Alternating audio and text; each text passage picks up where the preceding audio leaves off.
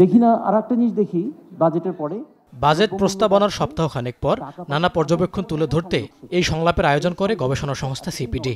শুরুতেই কালো টাকা বৈধ করার সুযোগের কঠোর সমালোচনা করে বক্তারা বলেন, সামাজিক নিরাপত্তা খাতে কম বরাদ্দ, শিক্ষা ও স্বাস্থ্য খাতে প্রয়োজনীয় নজর না দেয়া, আর্থিক খাত সংস্কারের রূপরেখা না থাকায় সংকট থেকে উত্তরণের বাজেট দিতে ব্যর্থ হয়েছেন অর্থমন্ত্রী। বলেন, প্রস্তাবিত কর কাঠামোতে আরও চাপে পড়বেন সাধারণ মানুষ। এই ঈদে কম খরচে বেশি আনন্দ উপায়। এখন যে কোনো উপায় এজেন্ট থেকে 25,000 টাকা ক্যাশ আউটে ইনস্ট্যান্ট 25 টাকা ক্যাশব্যাক, যত খুশি ততবার। অন্যান্য সেক্টরে যদি ছুরি দিয়ে কাটা হয়েছে বাজেট, এখানে কোদাল দিয়ে কাটা হয়েছে। 16,000 কোটি টাকা বাদ দেয়া হয়েছে, 12,000 শিক্ষায় আর 4,000 স্বাস্থ্যে। আপনার প্রত্যেকবার এগুলো করা হয়েছে, কোনো টাকা আসে নাই। On the contrary, it only shows state sponsorship of cheating. যে পদক্ষেপগুলি নেওয়া হয়েছে বাজেটে, সেগুলো কিন্তু আসলে পর্যাপ্ত নয়, একেবারেই নগণ্য।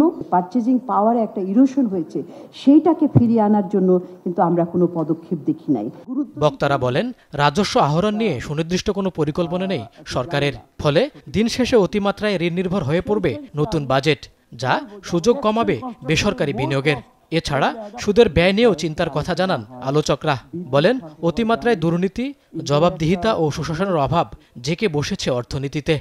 আরও কৌশলী, আরও সৎ হওয়ার একটা চ্যালেঞ্জ ছিল, কারণ আমাদের সন্ধিক্ষণের মুহূর্তে আছি।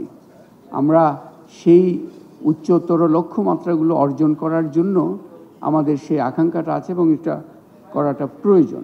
বাসকরি ভূতলে বিনিয়োগ পাতালে, এই ধরনের অনেক প্রকল্প এই দেশে আছে। নাম্বার 1। নাম্বার 2, আমাদের সমাজে পাকিস্তান সমাজ থেকে পুষ্ট হয়ে কোনো খাত, কোনো সেক্টর, কোনো গোষ্ঠী আছেন।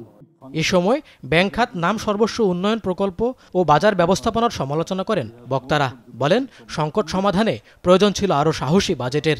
এইবার হচ্ছে উইকার একটা অবস্থায় আমরা কখনো যাই না। মনুল হাসান, চ্যানেল 24, ঢাকা।